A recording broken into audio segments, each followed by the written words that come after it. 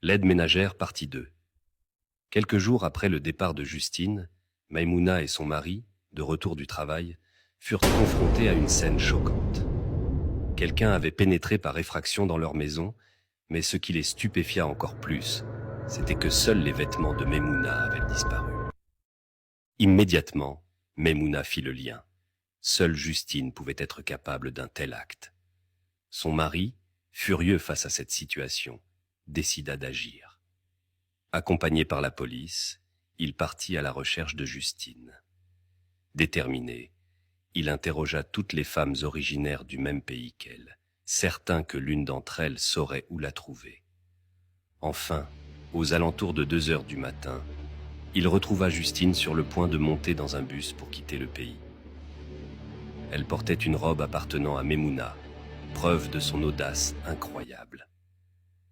Cependant, ce fut la remarque du chauffeur du bus qui troubla le mari de Maïmouna. « Surtout, ne la laissez pas toucher un mur », lui cria-t-il en guise d'avertissement. Ignorant cet avertissement mystérieux, le mari de Maïmouna escorta Justine au commissariat.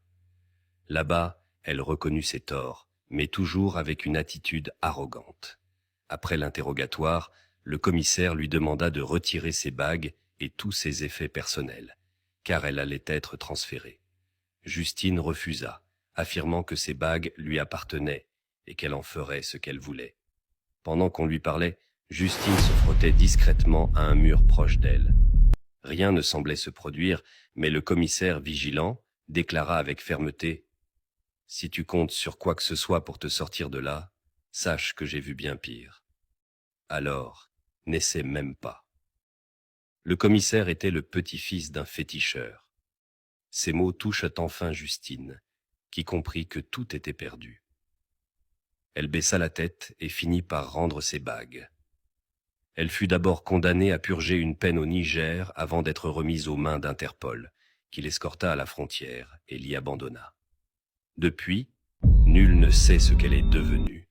Maïmouna, profondément croyante et adepte de la lecture du Coran, vit dans cet événement la preuve de la protection divine, une leçon à retenir.